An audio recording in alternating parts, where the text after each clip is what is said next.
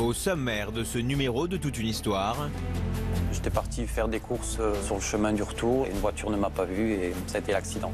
J'ai perdu l'usage de ma cheville droite. C'était une opération, on devait m'enlever l'utérus et il y a eu des complications. Donc les séquelles qui me restent à vie, c'est ma jambe. le handicap a brisé leur corps, mais il a aussi pris leur couple en otage. Mon conjoint partait au travail, donc c'est vrai qu'on est dans une maison, mais en fin de compte, on est dans une belle prison.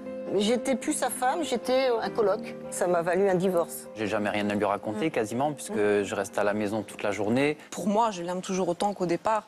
Ce qui a fait que j'ai pensé un instant à parfois peut-être le quitter, c'est que il a énormément changé. Il est devenu tellement différent.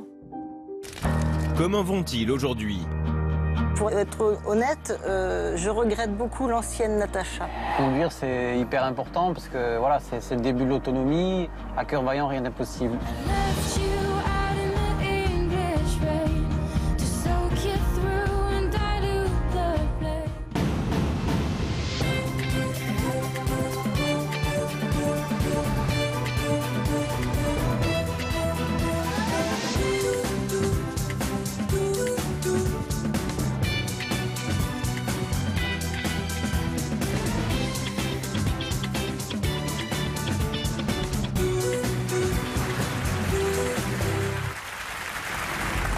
Bonjour à tous. Du jour au lendemain, nos invités ont dû faire face à une situation de handicap, un bouleversement dans leur vie, mais aussi dans leur couple. Alors comment deux personnes peuvent continuer de s'aimer comme avant, quand l'une d'elles a profondément changé? Eh bien, c'est la question que se sont posées Anne-Lise, David et Natacha. Bonjour à tous les trois. Merci d'être avec nous sur ce plateau. Anne-Lise et David, vous êtes en couple depuis 7 ans. Vous élevez 2 enfants. Madeleine, votre fille aînée, Anne-Lise et Marius, l'enfant que vous avez eu ensemble. Ils ont 12 et 4 ans. On les voit ici en image sur cette photo. À quoi ressemblait votre vie de famille avant décembre 2014? Une vie tout à fait normale. Qu'est-ce qui s'est passé exactement? J'ai eu un accident de moto en fait. J'étais parti faire des courses, mes dernières courses de Noël, des petites emplettes. Il faisait beau, j'ai sorti la moto. Et voilà, sur le chemin du retour, j'ai voulu profiter un peu plus. Et à un carrefour, mais voilà, une voiture ne m'a pas vu et ça a été l'accident. Donc vous êtes retrouvé à l'hôpital? Oui. Et vous gardez quelles séquelles de cet accident? J'ai perdu l'usage de ma cheville droite. Donc ça veut dire qu'aujourd'hui vous ne pouvez pas vous déplacer? Sans béquille, non. Ouais. Non. Donc tout ça est très difficile à vivre, a engendré beaucoup de déséquilibre dans votre vie. Oui. Il faut faire face, il faut continuer à s'occuper des enfants. Et puis il faut faire face à ce handicap, il faut faire le deuil de la vie d'avant. Ouais. Tout ça est très compliqué à vivre. Votre vie de couple a changé depuis cet accident? Oui. Énormément, oui. Qu'est-ce qui a changé? Tout a changé. Mais déjà, par son métier, enfin par notre métier, on dansait ensemble, on était danseurs tous les deux, donc on avait beaucoup de spectacles ensemble, donc ça c'était vraiment un moment de partage. C'est grâce à cela d'ailleurs qu'on s'est rencontrés, et donc c'est ce qui nous a fait être ensemble, et aujourd'hui on ne peut plus avoir cette passion commune ensemble, quoi. C'est fini, donc ça c'est vrai que c'est un énorme manque. Mais j'imagine que votre couple s'était forgé autour d'autres complicités que la danse. Ces autres complicités-là perdurent? Oui et non. Oui, assez difficilement quand même, étant donné que quand on n'a plus de mobilité ou quand on est obligé de se mouvoir avec des béquilles, c'est difficile d'avoir l'air amoureux en rue, puisque moi je me balade avec mes béquilles, puis elle est à côté de moi, et donc voilà, il y a plus de contact physique sur nos déplacements, donc ça réduit quand même aussi l'intensité qu'il peut y avoir entre deux corps. Et puis peut-être un problème de séduction, un problème de regard. J'imagine que...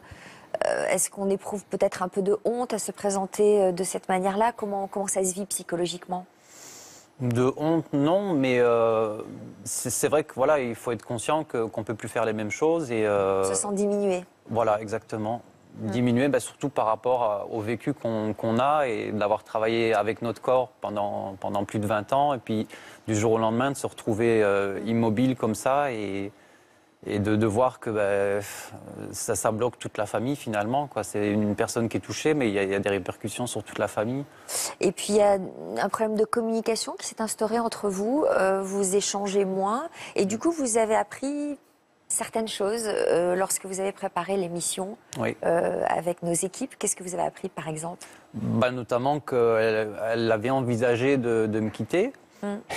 Mais voilà, c'est une chose que je comprends tout à fait parce que notre vie a tellement changé que je comprendrais que pour elle, ça ne la satisfasse pas et qu'elle ait envie de plus. Agnès, vous avez vraiment pensé à le quitter? J'y ai pensé, mais pas tout de suite après l'accident, parce que notre amour est toujours, pour moi, je l'aime toujours autant qu'au départ. Ce qui a fait que j'y ai pensé un instant à parfois peut-être le quitter, c'est que il a énormément changé. Enfin, je pense qu'on a tous changé à cause de cet accident, mais il est devenu tellement différent. C'est plus le même homme. C'est vraiment plus la même personne que j'ai rencontrée. C'est-à-dire un peu dépressif, un peu replié sur lui. Plus refermé, plus pas énervé. Dépressif, mais refermé sur moi. Voilà, plus énervé. Quand il n'arrive pas à faire quelque chose parce qu'il a ses béquilles ou parce qu'il a mal, il s'énerve tout de suite. Alors que David, avant, ne criait jamais. Il était toujours très zen, très posé. C'est ce qui m'a d'ailleurs beaucoup plu au départ. Et puis là, maintenant, vous y pensez toujours à cette séparation? Plus du tout, non. Et je dois dire que grâce à votre émission, on a on a dû rediscuter de notre rencontre et ça nous a vraiment remis du baume au cœur et ça nous a vraiment bien. En fait, de préparer cette émission, ça vous a permis de renouer un dialogue peut-être? Voilà, tout à fait. Ouais. Un dialogue qui n'existait plus. Il n'existait plus. Agnès a continué, elle, sa vie professionnelle. Et donc elle part le matin, elle revient le soir, elle me raconte ce qu'elle a fait au travail et tout ça. Mais moi, je n'ai jamais rien à lui raconter quasiment, puisque je reste à la maison toute la journée. J'ai plus vraiment d'activité physique. Alors oui, je fais bien quelque chose dans la maison, mais c'est pas suffisant pour tenir des conversations, on va dire, quotidiennes, quoi. Donc c'est une situation que vous avez l'air d'avoir connue ou de comprendre, Natacha. Oui, tout à fait. Je me reconnais beaucoup dans ce qu'il dit. Ce manque de contact dans la rue. J'ai le même souci avec mon ami. Et c'est vrai que je suis un petit peu jalouse en plus. Donc quand j'ai mes béquilles, qu'on se promène dans la rue et qu'il y a une femme qui est là, j'ai tendance à vouloir me rapprocher de lui d'un air de dire tu regardes pas, c'est le mien.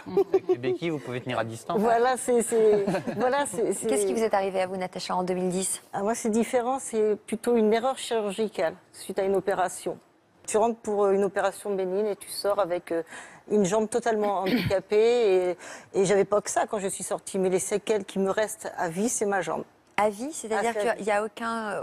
On a essayé... Aucun espoir de progression? Non. Que de régression. Et donc, j'imagine un gros impact, vous aussi, dans votre vie de couple? Ah oui. Moi, ça m'a valu un divorce. Alors, avant de détailler vos histoires, on va saluer Frédéric Farigou. Bonjour Sophie. Pour parler des difficultés que l'on peut traverser après ce genre d'accident. Peut-être une première réaction peut-être au témoignage d'Annelise et de David, Frédéric. C'est vrai que la difficulté du handicap, c'est que ça oblige à des renoncements successifs, c'est-à-dire renoncer en plus des renoncements physiques. Vous, dans votre cas, votre corps, c'était votre outil de travail, donc le renoncement, il est énorme. Des renoncements aussi au niveau narcissique, c'est-à-dire qu'en termes d'image de soi, on ne peut pas s'empêcher d'avoir une image dégradée de soi. C'est une blessure narcissique aussi, un accident comme le vôtre et le fait de devenir dépendant, de ne plus pouvoir avoir ce corps qui était tellement important dans votre relation aussi, et renoncement à un certain nombre de projets de vie. Parce que c'est vrai qu'on est obligé de faire le deuil aussi de tous les projets qu'on avait pu mettre en place avant cet accident. Donc forcément, c'est compliqué et chacun va vivre ça à sa manière. Le conjoint va pouvoir se sentir un peu submergé par tout le poids des responsabilités à porter, par des sentiments négatifs qu'il aura peut-être du mal à assumer. Parce que souvent, le conjoint, il a envie d'être héroïque aussi, de s'en sortir, de dire je vais y arriver. Et puis, il va toucher ses limites aussi. Et puis, il va y avoir de la colère, il va y avoir de la tristesse, il va y avoir de la culpabilité de ressentir tout ça. Et d'un autre côté, la difficulté aussi à dire peut-être je me sens pas bien, j'ai une image dégradée de moi, je suis peut-être pas dépressif, mais il y a un repli sur soi, un manque de vie sociale, et tout ça sans dialogue. Et en même temps, ce que vous traversez, c'est normal. C'est une grosse crise de couple. Il faut retrouver un équilibre, ce n'est pas évident.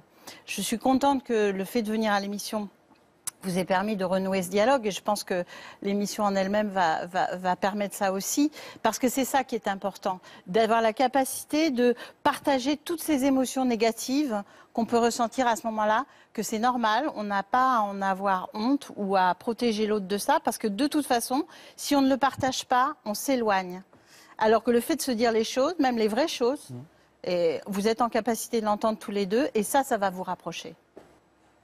Alors, Anne-Lise et David, on va remonter justement à l'époque de votre rencontre à travers ce roman photo monté par la rédaction. Passionnée de danse, Anne-Lise commence cette discipline à l'âge de 8 ans. David, lui, entame sa carrière de danseur à 19 ans. En 2009, ils sont tous les deux engagés dans une comédie musicale à Charleroi. Entre eux, l'attirance est immédiate.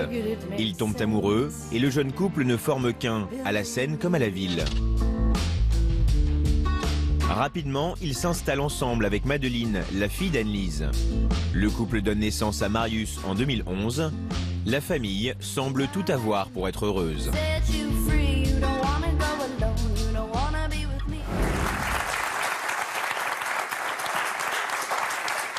Deux grands sourires en regardant ces photos. La danse, c'était toute votre vie? La moitié de ma vie, oui. J'ai 40 ans aujourd'hui, j'ai commencé à 19 ans, donc voilà, c'était d'abord une carrière de danseur et puis après de professeur pour continuer la transition et la transmission. Alors, quand vous vous êtes rencontrés à Nice, vous étiez mariés? Oui. Hein? Comment vous vous êtes rencontrés? Comment ça s'est passé? On a vu que la danse y avait été pour beaucoup. Voilà, voilà, on s'est rencontrés sur ce spectacle. Et on ne se connaissait pas du tout et on était partenaires. Donc on n'a pas eu le choix, on a dû jouer le jeu tout de suite. Et on s'est rendu compte, au fur et à mesure que les répétitions s'enchaînaient, il y avait quelque chose qui se passait, une alchimie, quelque chose que je n'arrivais pas à expliquer et qui me faisait très peur, bien évidemment, puisque j'étais mariée. Et donc, je sentais que c'était un peu réciproque. Ouais. Mais lui, très respectueux de ma vie de famille, ne voulait absolument pas venir interférer quoi que ce soit. Donc, en dehors des pas de danse, qui a fait le premier pas vers l'autre? C'est moi. Du coup, c'est moi. Vous avez été surpris? Vous y attendiez? Vous aviez senti l'attirance? Oui, je sentais bien qu'il se passait quelque chose. Comme on a dit à vos équipes, c'était épidermique en fait ce qui nous est arrivé. Parce qu'on ne se connaissait pas du tout et on n'arrivait pas à quitter le contact physique. On ne se lâchait jamais. Quand on dansait, voilà, on se tenait la main et une fois que la musique s'arrêtait, les autres couples se lâchaient, partaient faire autre chose et nous on restait comme ça sans même s'en rendre compte. Quoi. Puis on se regardait. Ça veut dire quoi? Ça fait que je l'ai dans la peau? C'est ça. C'est vrai, un contact épidermique. Fait tout de suite. Hein? Ouais. On se compare à des âmes sœurs en fait. On a l'impression de s'être connus depuis toujours et de s'être retrouvés ce jour-là et puis voilà. Donc ça veut dire qu'une attirance épidermique dans l'intimité, ça devait être aussi fusionnel? Oui. Très, oui. Oui. Et aujourd'hui, ça ne l'est plus, si je comprends bien? Beaucoup moins. Alors, on a parlé de ce bouleversement en 2014, mais il y en a eu un autre en 2011. Oui. Vous avez eu un enfant, tous les deux, oui. Marius, qui est né en novembre. Et cet événement a été un premier bouleversement familial. Pourquoi? Que s'est-il passé? En fait, à la dernière échographie, le gynécologue s'est aperçu qu'il y avait une petite masse anormale dans le cœur. Alors, il nous a donné deux possibilités. Donc, soit ça pouvait être une petite masse graisseuse sans aucune importance, soit c'était une petite tumeur. Et là, du coup, ça a amené une pathologie génétique plus compliquée. Et en fait, on a provoqué la naissance une semaine avant le terme pour pouvoir faire justement les examens nécessaires pour confirmer ou infirmer cette théorie. Et malheureusement, ça s'est confirmé. Donc, il était bien atteint de cette pathologie. Quelle pathologie alors? Ça s'appelle la sclérose tubéreuse de Bourneville. Donc, c'est une maladie génétique rare qui touche un enfant sur 10 000 à peu près et qui a pour effet de laisser proliférer les tumeurs dans le cœur, dans les organes surtout. Donc, il a des tumeurs dans le cœur, dans le cerveau, dans les reins. Et des dépigmentations au niveau de la peau. Des tumeurs malignes? Non. On vous dit quoi sur l'évolution? À la base, on nous a annoncé une palette de choses qui pouvaient arriver, en nous disant on ne sait pas ce que lui va faire, mais voilà, il y a telle chose qui peuvent arriver. En gros, ils nous ont carrément vraiment dit, vous avez une épée de Damoclès au-dessus de la tête et vous ne savez pas de quoi sera fait demain. C'est ce qu'on nous a annoncé voilà. Et là, ça a été difficile à accepter. D'ailleurs, il m'a fallu 2 ans pour pouvoir dire que mon fils était handicapé. Et le mot handicapé, je n'arrivais pas à le prononcer, quoi. C'était vraiment pas possible, quoi. Je ne l'admettais pas. Pour moi, il était normal, parce qu'en plus, physiquement, on ne voit rien. Donc, c'était vraiment difficile de l'admettre, quoi, vraiment. Donc, vous avez réagi devant les difficultés de votre compagne? Oui, il y a eu le projet du mariage en 2013. Et Comment vous l'avez demandé en mariage? tout simplement à la Saint-Valentin, c'est pas très original, mais voilà. Donc j'avais prévu une petite surprise d'abord au restaurant, puis finalement quand j'ai eu le cadre du restaurant, ça s'y prêtait pas vraiment, donc je me suis dit bon, garde tes bagues dans la poche, on verra tout à l'heure. Pourquoi? C'était quoi le cadre du restaurant? Non, c'était à la commune. C'était pas. On pensait qu'il y aurait une déco spéciale Saint-Valentin et tout ça, et en fait non. Il n'y avait pas grand monde dans le resto non plus, donc pas spécialement d'ambiance. Donc je me suis dit c'est peut-être pas l'endroit le plus approprié. Et on était à la Côte Belge, et notre hôtel donnait sur la plage, donc je me suis dit en rentrant. Je vais lui demander d'aller faire un tour sur la plage, et puis voilà, au bord de la mer, je ferai ma déclaration. Sauf que madame est un petit peu angoissée, et quand elle a vu toute l'étendue noire comme ça qui se profilait à l'horizon, elle n'a pas voulu descendre sur la plage. Donc je me suis dit ça va pas être pour ce coup-là non plus. Donc il me restait plus que la chambre d'hôtel. Donc heureusement j'avais un joker d'une musique qu'elle adore, c'est la musique de La Route de Madison, le film Sur la route de Madison. Voilà. Et donc je l'ai prise dans mes bras, j'ai lancé la musique sur mon téléphone, et puis elle a compris assez vite quand même, j'ai pas eu besoin de parler beaucoup. Vous adorez ce film? Oui, j'adore ce film parce que justement c'est une histoire d'amour tellement incroyable, quoi. Et j'attends toujours qu'elle ouvre cette porte, mais elle arrive à la fin du film et elle ne l'ouvre jamais. Terrible ce plan sur la poignée. Et moi je me dis, je l'ai ouvert cette porte. Voilà, parce qu'à l'époque, voilà, quand on s'est rencontrés, j'ai beaucoup pensé à ce film. Et moi je me suis dit, je vais avoir le cran d'y aller, quoi. Je vais l'ouvrir la porte, quoi qu'il arrive, et je l'ai fait. Je ne savais pas où j'allais, parce que finalement je ne connaissais pas beaucoup son passé. Et j'étais bien installée, maison, enfant, mari, voilà. Et il y avait une voix en moi qui me disait. Dans votre vie de couple? On avait beaucoup de soucis. J'ai perdu mon frère aussi il y a 14 ans. Donc vous n'avez pas été épargnée, vous? J'ai pas été épargnée, donc c'est vrai que ça m'a fait beaucoup changer mentalement. Enfin, j'ai vraiment beaucoup changé. Donc mon mari a eu beaucoup de mal à l'accepter aussi, ce que je peux comprendre. D'ailleurs, on est très amis aujourd'hui. On est restés en très bons termes. Mais il y avait une voix en moi qui me disait, si tu ne le fais pas, tu le regretteras toute ta vie. Donc je me disais, bon, même si c'est pour un mois, mais c'est pas grave, je tente, tant pis. Et j'ai tenté.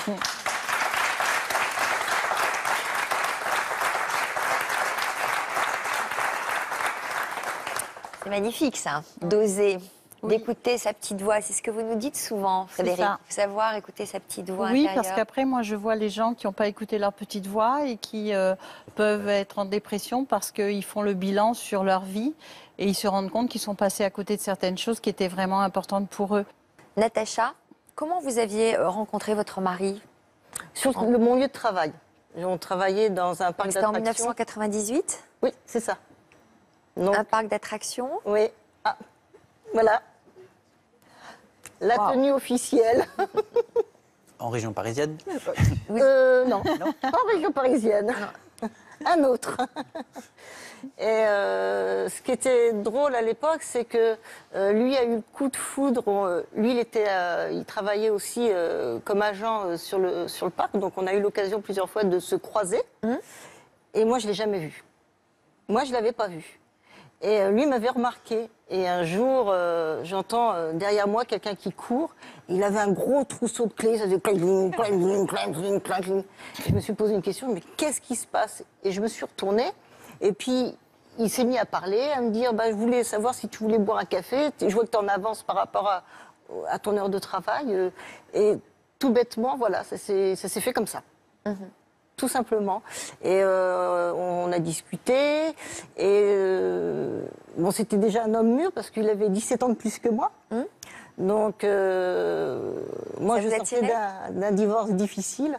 Donc, je m'étais mis certaines... soit comme ça, direction, ne change pas. Et vous vous êtes laissé emporter. Voilà. Par l'amour. Voilà, tout simplement. Donc, votre relation a commencé à changer. Vous avez vécu 12 ans plutôt magnifiques. Ah oui, très bien. Très bien. Et puis, qu'est-ce qui s'est passé 12 ans après, donc il y a eu cet accident et c'est là que votre relation a commencé à changer après quelques mois d'hospitalisation? Oui, même ça a changé, je dirais, le jour de l'opération. Pourquoi? Parce que il n'a pas su me reconnaître comme j'étais. D'ailleurs, il est venu très peu me voir à l'hôpital, alors qu'il passait tous les jours devant, en sortant du travail. Donc il avait un petit détour à faire et il venait me voir. Et non, je n'aime pas les hôpitaux. J'ai jamais eu d'explication à ça. Sauf que moi, j'en ai souffert. Donc vous lui en avez voulu? Oui. Et quand vous êtes rentrée à la maison? Ah là, c'était un autre gros coup. Parce que je pensais que la maison serait prête à m'accueillir. Et ce n'a pas été le cas. Prête à vous accueillir, c'est-à-dire avec votre handicap? Avec mon handicap. C'est-à-dire qu'à l'époque, on avait une maison à étage. Et donc, ma chambre était au sous-sol. Donc, il fallait qu'il y ait un lit médicalisé dans le salon. Et je pensais que la maison serait rangée, propre, accueillante, brillante, peut-être un bouquet de fleurs, romantique. Et non, c'était Tchernobyl. Voilà, la comparaison. Donc là, ça a été un gros coup dur. Comment vous avez réagi? Ah, très mal. La colère de l'opération, déjà. Je suis rentrée en colère par rapport à mon état. Ouais. Et il n'a pas su m'aider à calmer cette colère. Il a fui le problème. Donc il fuyait. Voilà. Et dans l'intimité, ça se passait comment? Ah, il n'y en avait pas. Plus du tout. Vous aviez l'impression qu'il vous rejetait? Non, pas rejeté, m'ignorer. J'étais plus sa femme, j'étais, on va dire, un coloc. Colocataire. Voilà. Il était... on se disait bonjour, on se disait bonne nuit. Voilà. Des conflits? Moi, je l'ai poussé un petit peu pour dire réveille-toi, voilà. Certes, alors au début, ça a été très difficile parce que je suis restée quand même alitée à la maison. Je ne pouvais pas supporter de vêtements sur moi au niveau de ma jambe et de ma hanche. Donc j'étais souvent couchée, donc avec un cerceau sur le lit pour pouvoir mettre mon drap, pour pas que le drap touche ma jambe. Donc c'est vrai que c'était difficile pour lui, mais c'était d'autant plus difficile pour moi. Et on avait nos deux filles étaient à l'époque encore à la maison.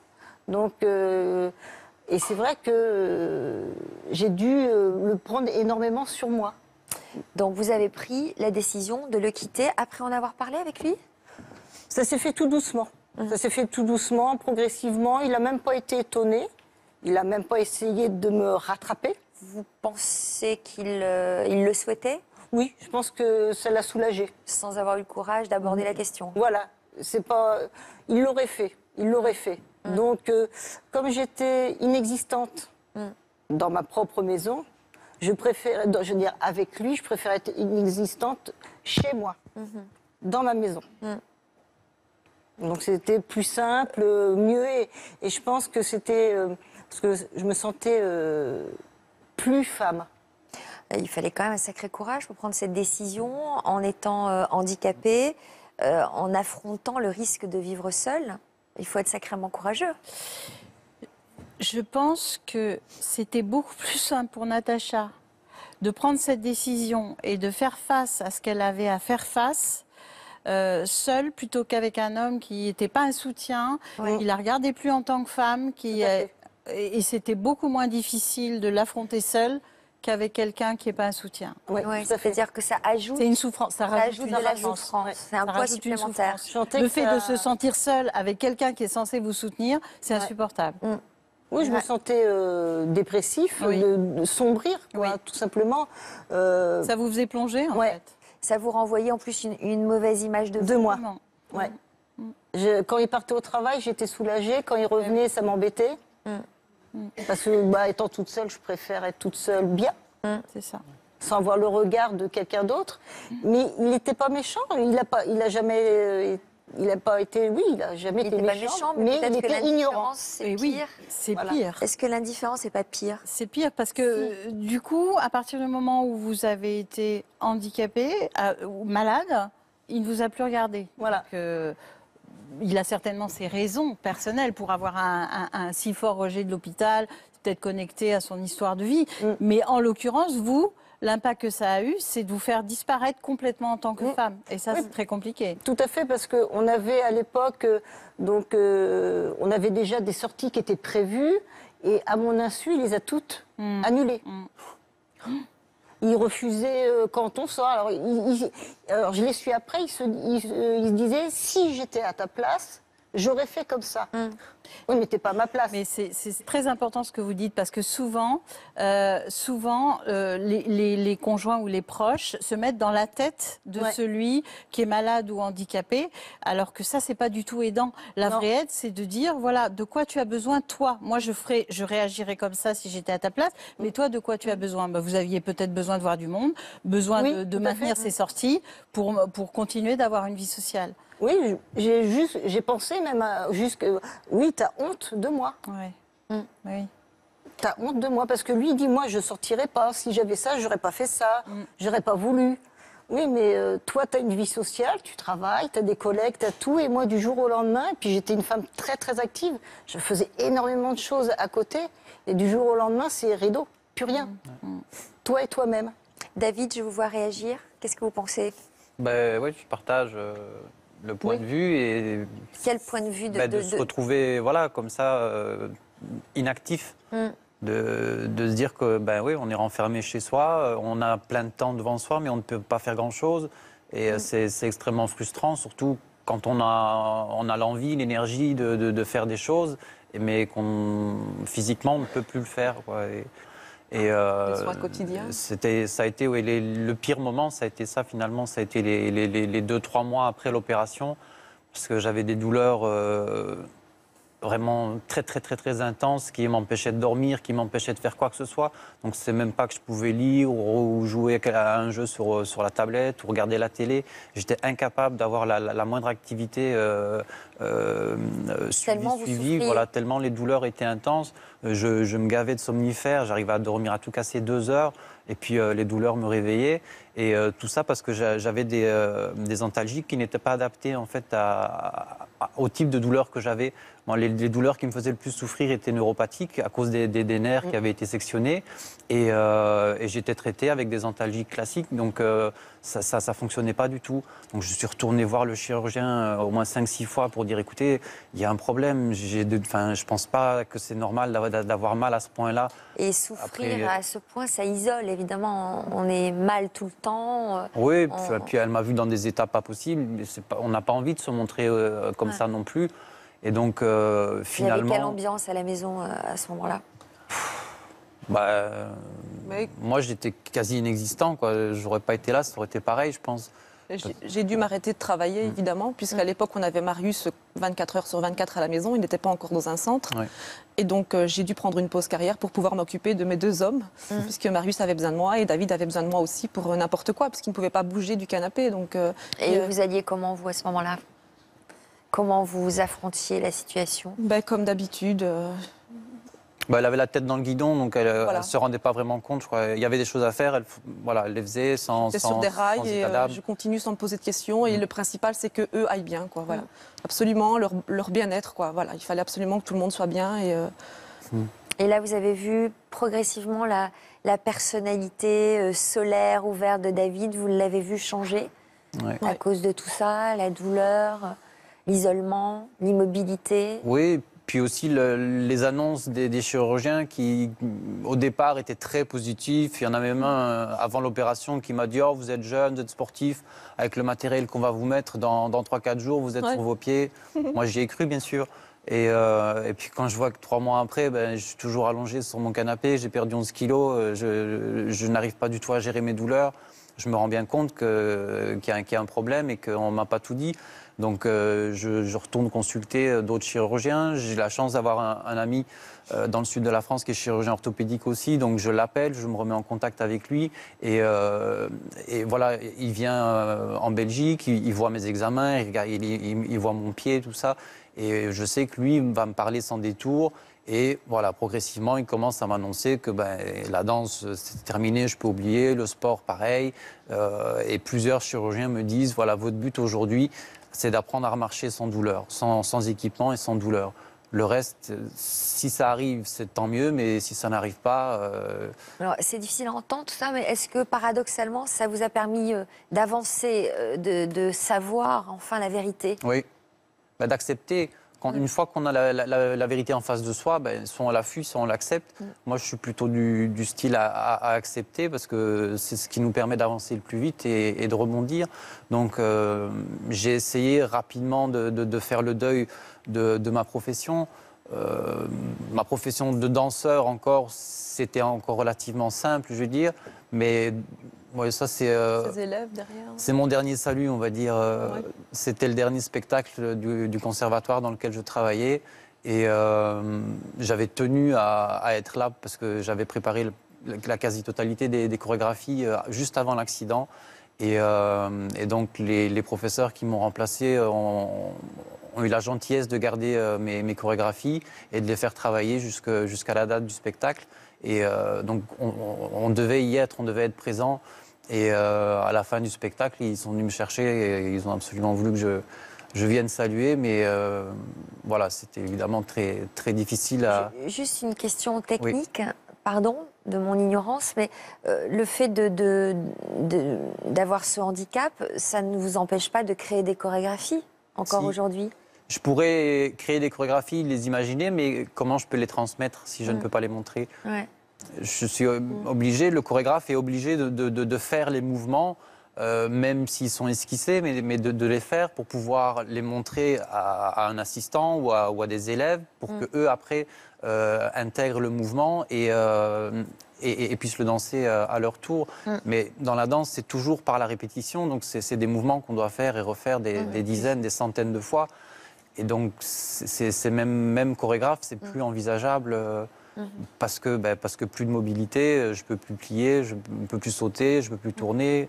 Donc, Anne-Lise, pendant tous ces mois difficiles, vous parveniez à vous confier sur les réseaux sociaux? C'était le moyen que vous aviez choisi pour exprimer ce que vous ressentiez? C'est vrai que par moments, j'ai besoin de hurler ou de crier, ce que j'ai en moi, ma peine, ma colère, mon incompréhension, parce que par moments, j'ai l'impression que le sort s'acharne vraiment sur nous. Et c'est vrai qu'il y a beaucoup de gens qui me répondent, du coup, bon, c'est virtuel, mais c'est c'est des amis que je ne vois pas spécialement parce qu'ils n'habitent plus tout près, ou bref, on n'a pas le temps de se voir. Mais grâce à ça, souvent, ça me redonne, voilà, à chaque fois, tu vas y arriver, tu es forte, continue, vous êtes formidable, voilà. Donc, et ça me redonne toujours un petit peu d'espoir. Et comment vous l'analysez, le fait que le sort s'acharne à ce point sur vous? Qu'est-ce que vous êtes dit? Je me suis dit, moi, au départ, peut-être qu'on a tellement eu de bonheur au début de notre histoire que finalement, c'était le prix à payer. Qu'après, je me suis dit, voilà, on dit toujours que la roue tourne. Finalement, elle a tourné, mais dans le mauvais sens. Et là, elle est restée bloquée. Elle est coincée, je pense. Il faudra lui donner un petit coup de pied. Alors, une réaction de Frédéric là-dessus. Sur les deux aspects, à la fois le fait de crier sa colère, ses doutes, ses angoisses sur les réseaux sociaux, et puis sur le fait d'essayer de trouver du sens à tout ça. Sur le premier point, je comprends que ça ait pu l'aider.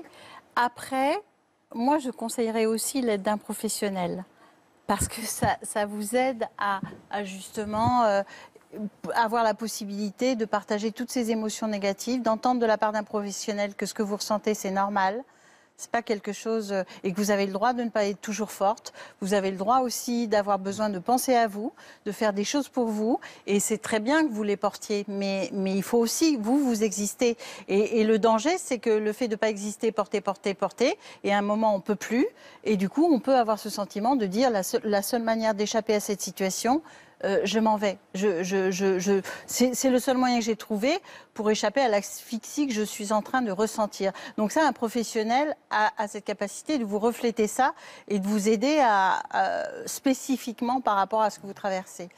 Par rapport à donner du sens aux épreuves, c'est important. Mais après, attention à ne pas croire qu'on est responsable de tout et que vous payez quelque chose. Parce que ça, je trouve ça dangereux et ça peut être nocif aussi pour la suite des événements. On a tous des épreuves à traverser, elles sont plus ou moins difficiles. C'est important de donner du sens, mais de ne pas tout porter, de ne pas se culpabiliser de choix qu'on a faits qui de toute façon étaient importants pour vous à un moment donné. Donc attention à ne pas se faire penser qu'on paye le bonheur. Oui, c'est vrai. Mais il y a longtemps qu'il veut que je consulte Il y a très longtemps qu'il n'arrête pas de me dire tu as besoin de voir quelqu'un parce que même mes parents, je me confie beaucoup à eux, mais je n'ose pas tout leur dire non plus parce que je ne veux pas les inquiéter. Donc ils sont vite inquiets, non plus que moi. Donc c'est pour ça qu'un tiers est important parce que justement, il n'y a pas ces liens affectifs qui font qu'on va avoir tendance à ménager, à protéger et à pas dire certaines choses parce qu'elles sont difficiles à partager dans des relations affectives.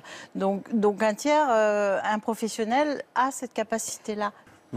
Alors, pendant la préparation de cette émission, notre équipe est venue à votre rencontre chez vous, en Belgique, pour découvrir votre vie de famille. On regarde ce reportage. À Marcinelle, en Belgique. Depuis l'accident de David, Anne-Lise doit jongler entre son fils, qui demande beaucoup d'attention à cause de son handicap, et son mari, qui a perdu son autonomie. c'est pour qui ça? Qu'est-ce qu'il fait, maman? Qu'est-ce qu'il fait? On consacre énormément de temps à Marius. Vraiment, c'est 24 sur 24, quoi. Voilà. Il a besoin de nous constamment. Il ne sait rien faire tout seul. Mon quotidien a changé du tout au tout. Je veux dire, je suis quelqu'un qui a toujours été sportif, actif. C'est vrai que maintenant, je me retrouve avec un corps dont je ne sais plus faire grand-chose. Pour Anne-Lise, ça a été difficile parce que voilà, elle a dû justement débloquer du temps qu'elle n'avait pas. J'essaye de rester actif quoi qu'il arrive. Je peux plus faire grand-chose, mais ce que je peux faire, je le fais. Et pour l'aider de un, et puis pour pas devenir fou non plus. Voilà. Parce qu'on a des enfants qui mangent pas très proprement. Hein? Voilà. Merci. Après avoir déjeuné, Allez, on y va. On va mettre les manteaux. Anne-Lise et David décident de profiter de ce moment tous ensemble pour aller au parc. Et c'est David qui prend le volant. Conduire, c'est hyper important parce que voilà, c'est le début de l'autonomie. Et puis, si jamais il y a une urgence, quelque chose, que je puisse au moins intervenir, voilà. À cœur vaillant, rien n'est possible.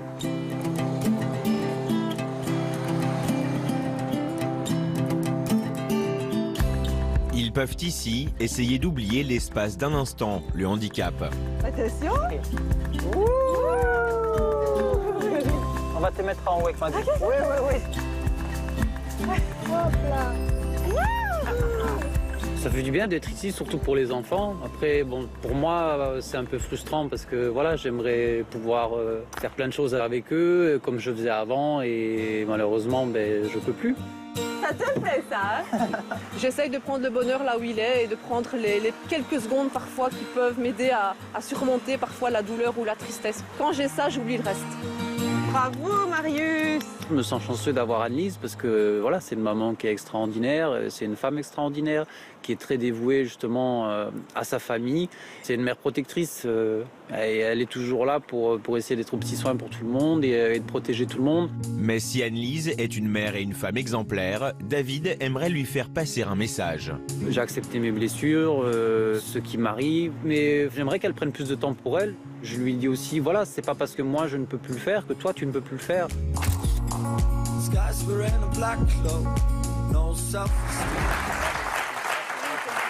Redites-lui, David. David est en train de dire à Anne-Lise, tu as entendu ce que je t'ai dit. Alors redites-lui. Voilà, c'est pas parce que moi je ne peux plus faire certaines choses qu'elle ne peut plus, parce qu'elle s'est un peu empêchée de continuer de danser, par exemple. Parce qu'on dansait beaucoup ensemble, mais il arrivait qu'on lui propose des contrats où il y avait juste besoin de filles, donc avant elle les faisait. Vous aimeriez qu'elle continue? Si elle en éprouve le besoin, oui. Après, je ne veux pas qu'elle continue pour continuer, mais si elle a le besoin de continuer ça ou de se lancer dans autre chose, je ne l'interdis en rien, quoi. Et pareil Anne-Lise, pour les vous l'interdisez de peur de lui faire de la peine, de peur de souligner le fait que lui, il ne puisse plus le faire? Oui, je ne m'imagine pas lui dire « Bon, salut, je pars en spectacle, tu gardes les enfants. » Il sait très bien l'ambiance qu'il peut y avoir en spectacle, on s'amuse toujours beaucoup. Et je sais que je vais y être en ayant mon esprit à la maison. Donc, pour faire un travail à moitié, et surtout la danse, c'est vraiment ma passion, je préfère ne pas le faire, quoi, si c'est pas pour le bien Et le quand faire. il vous dit ça, peut-être que lui, ça le soulagerait de vous savoir épanouie et heureuse d'exercer votre passion. Oui, je sais quelque part que... Parce que quelque oui. part, vous culpabiliseriez à l'idée de le faire et lui se culpabilise à l'idée de vous empêcher de le faire. Bah oui. Donc finalement, personne n'est... Je ne sais pas ce qu'en pense C'est la Frédéric. double peine, là. Vous vous punissez de quelque chose dont vous n'êtes pas responsable ni l'un ni l'autre. Et juste de vous dire, Anne-Lise, si c'était moi qui étais handicapée, est-ce que je ne voudrais pas que David danse? Bah si. Ben oui. Si. C'est difficile. Eh bien alors. Voilà.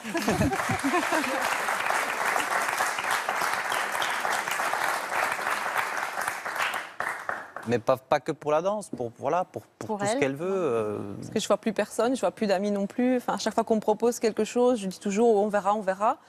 Et puis c'est vrai qu'au dernier moment, bon ben voilà, ils ont besoin de moi. Autorisez-vous à faire des choses pour vous aussi. Vous avez le droit.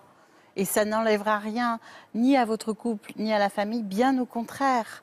Ça fera que vous reviendrez avec le compteur d'énergie reboosté et que vous serez justement bien plus disponible pour votre famille et votre couple. Et Ça va faire l'effet inverse. Et que vous aurez des choses à vous raconter qui vous feront peut-être plaisir à vous aussi, ne serait-ce que de la voir heureuse et épanouie. Eh oui. Bien sûr. Vous allez réfléchir à tout ça. Natacha, on va revenir à votre séparation. C'était donc en 2011. Oui. Donc vous avez pris un appartement, vous avez habité toute seule. Et Oui. puis en 2000... non, la séparation, c'était en quelle année? 2011, Et vous avez rencontré un nouvel homme depuis votre séparation. voilà, en 2013. Comment? Sur un site, tout simplement. Vous en aviez rencontré d'autres avant lui? Avant Mickaël, oui. Mais c'était rencontrer, oui et non. C'était plus des rencontres au niveau dialogue, chat. Mais visuellement, non, j'avais rencontré un homme parce que sur le site, je n'avais pas spécifié que j'avais des problèmes, que j'étais handicapée. Parce qu'au début, je voulais me mettre sur un site où on parle d'handicap. Et je me suis dit non. Après tout, allez, on se lance, on verra bien. Parce que mon ex-mari m'avait tellement... j'avais perdu beaucoup de Dévalorisé. confiance en moi. Et j'ai dit non, on va essayer. Donc j'ai changé de site, j'ai tombé sur un autre. Et en fin de compte, j'ai rencontré Mickaël très très rapidement. Et Mickaël est avec nous aujourd'hui. On va l'accueillir chaleureusement.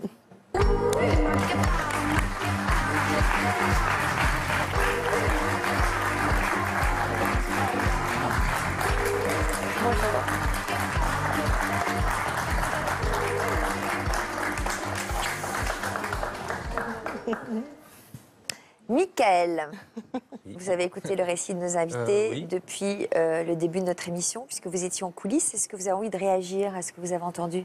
Je dirais qu'on a des similitudes. Pas, parce que moi, je l'ai connue après. Donc, je ne connais pas Natacha avant. Ouais. Avant l'erreur chirurgicale. Donc, c'est vrai que, alors qu'eux, ils se connaissent avant et, entre guillemets, après.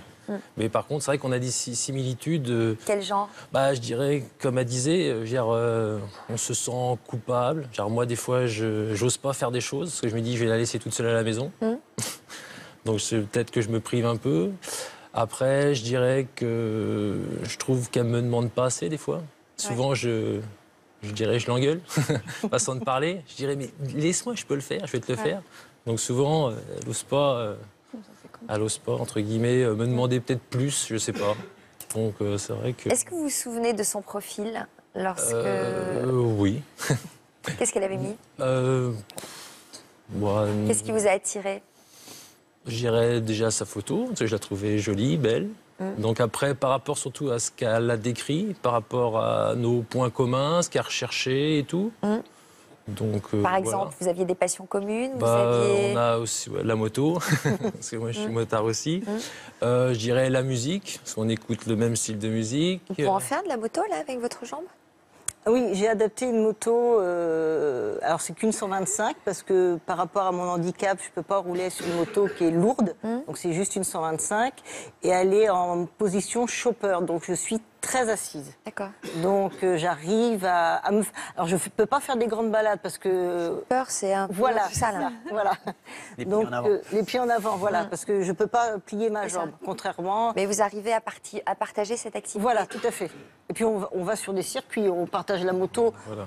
ensemble, mais on va sur des circuits, voir des manifestations. Ce mois étant du Mans, Ah oui. automatiquement avec les 24 heures, et tout ça, le Grand Prix et tout. Donc moi, je suis bercé dedans depuis tout petit. Donc, Et d'autres passions à part la moto la musique, on écoute le même style de musique. Donc, Vous allez à des concerts?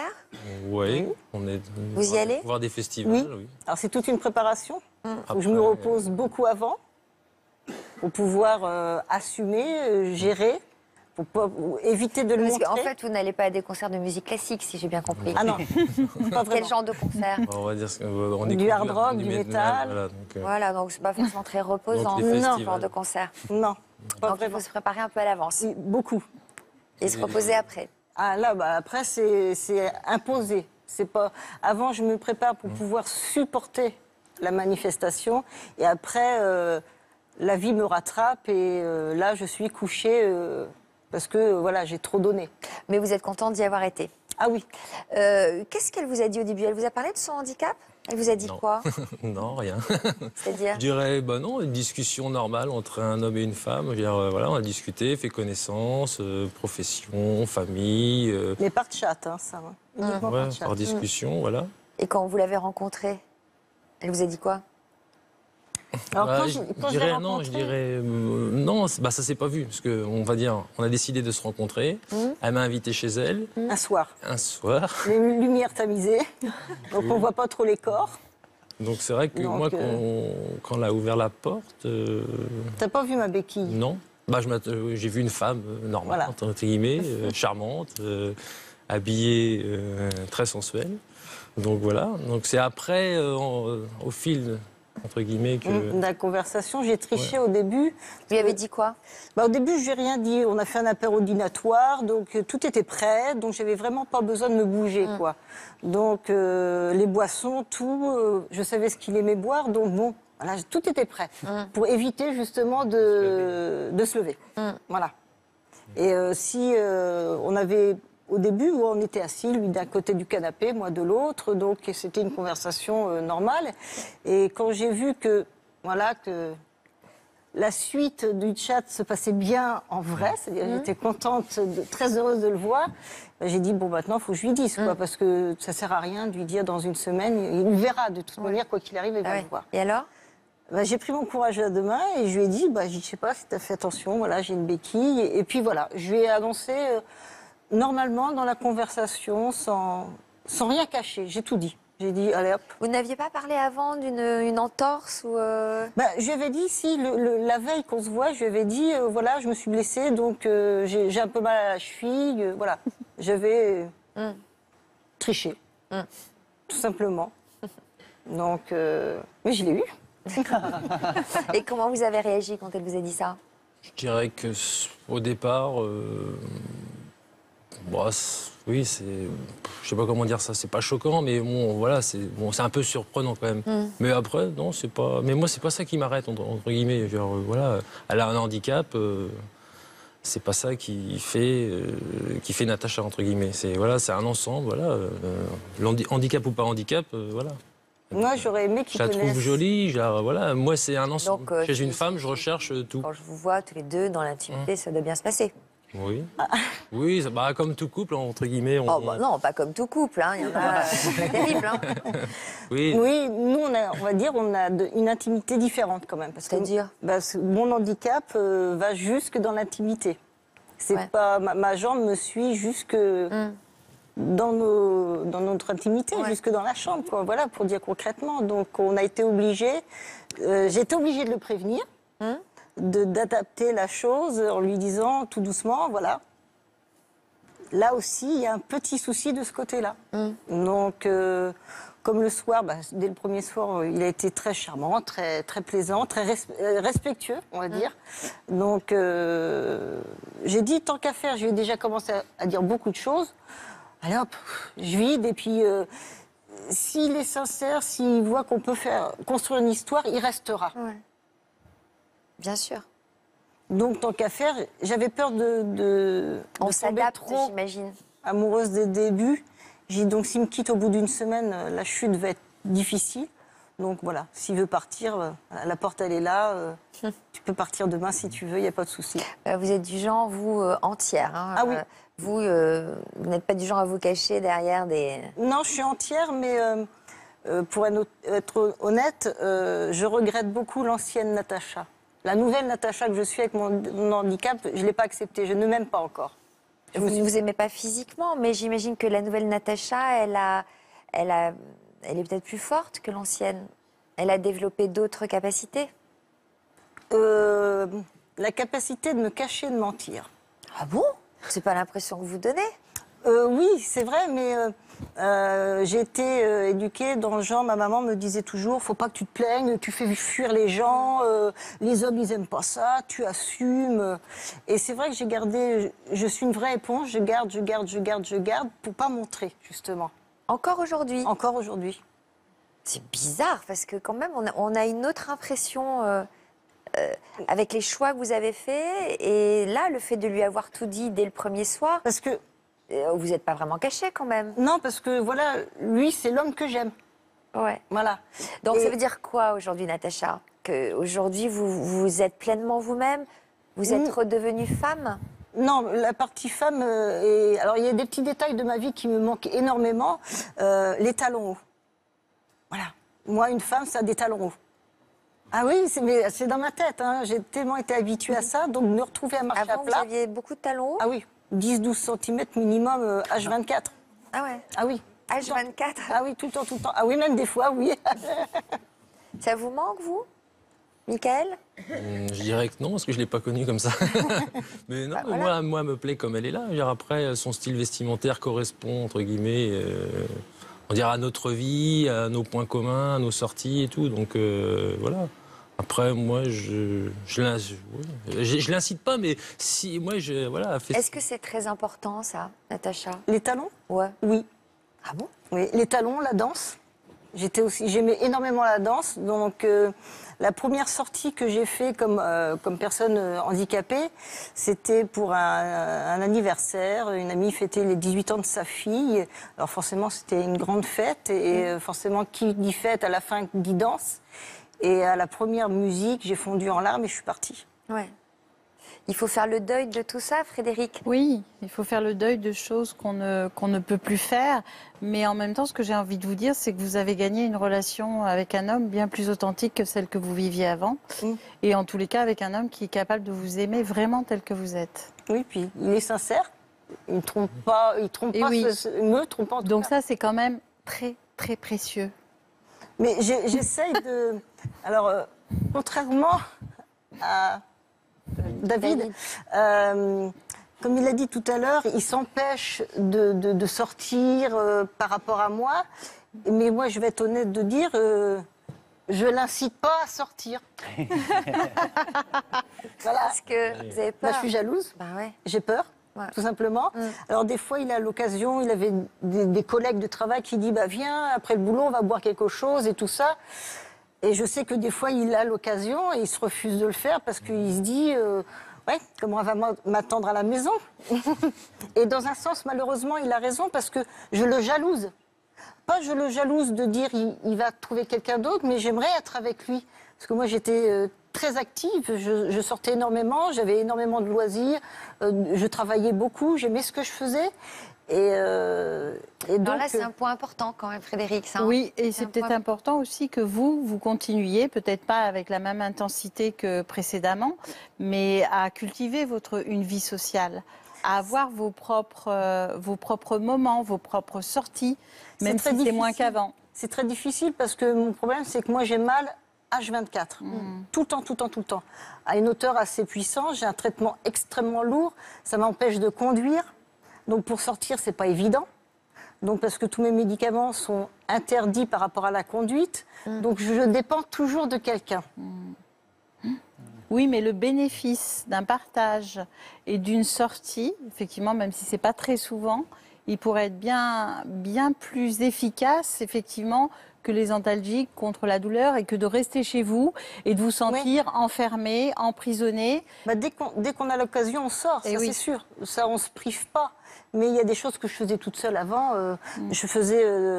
J'avais des chiens et j'avais l'occasion de faire de l'éducatif, des concours de beauté de chiens. Et ça, forcément, c'est fini. Donc il a fallu que je me sépare d'un chien à cause de ça. Parce que je ne pouvais plus. Il y a beaucoup de choses que je faisais avant qui me manquent énormément au jour d'aujourd'hui. Et j'ai du mal à... Je suis toujours en colère. Il faut que vous trouviez d'autres activités. C'est ça, d'autres activités adaptées à votre état. C'est très compliqué, plus compliqué, parce que c'est vrai qu'on me voit valide, c'est vrai que on voit ma jambe, mais cette jambe, j'ai voulu la mutiler plusieurs fois pour espérer qu'on me l'enlève. J'en ai marre d'avoir mal. Malheureusement, c'est pas possible parce que les nerfs ont été touchés et le chirurgien m'a bien dit que si on venait à enlever la jambe, vous auriez les syndromes du membre fantôme. Donc toujours la douleur et sans la jambe. Donc, vaut mieux avoir la jambe. Il faut mieux avoir la jambe, mais c'est vrai que cette jambe me pèse énormément, m'empêche énormément de faire de choses. J'ai voulu finir de vivre, j'ai fait 2 tentatives de suicide à cause de la douleur.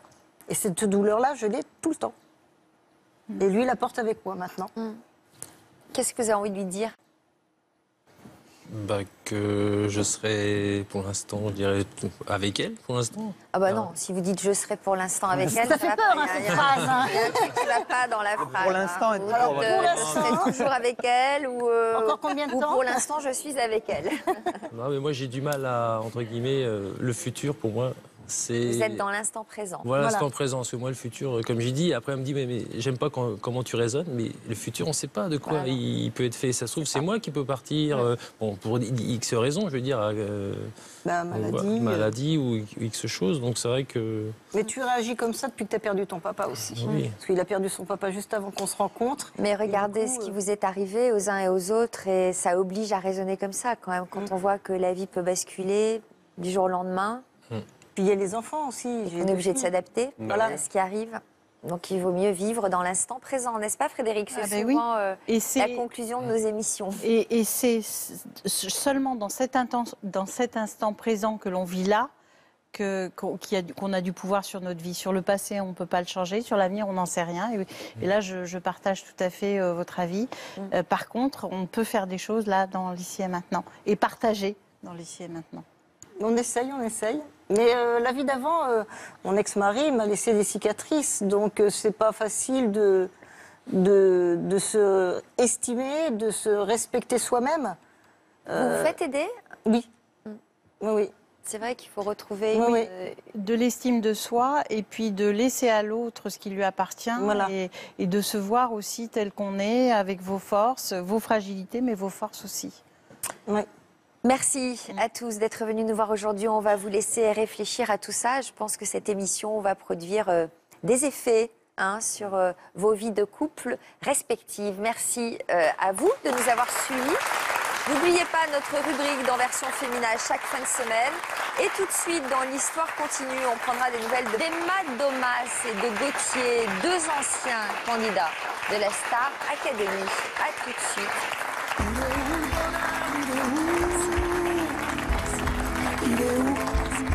Il est où le bonheur? Il est où?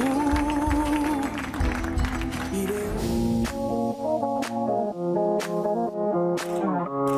Ils se sont fait connaître en donnant de la voix dans un célèbre télécrochet.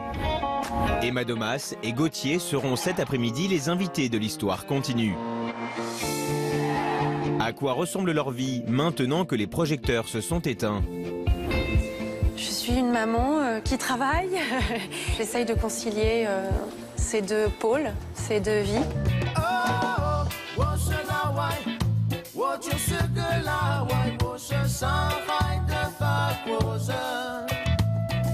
Après 10 ans en Chine, j'avais vraiment fait le tour du pays. Donc au bout d'un moment, on a quand même envie de se rapprocher de sa famille et puis de retenter l'aventure en France. La nouvelle vie de Gauthier et Emma, loin du château de Damary-Lélis, ce sera dans quelques minutes dans l'histoire continue. C'était un samedi matin, comme les autres en fait. J'ai retrouvé Louise dans le lit et tout de suite on a appelé le SAMU, les pompiers.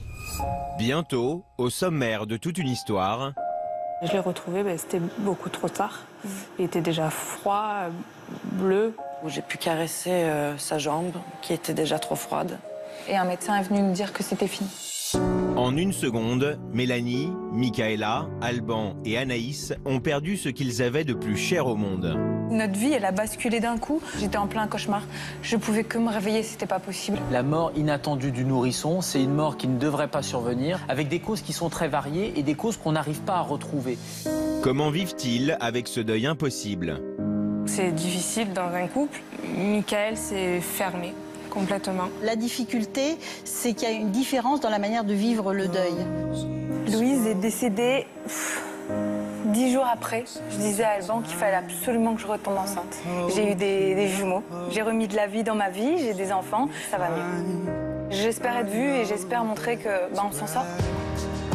The choices we make change the path that we take, but I know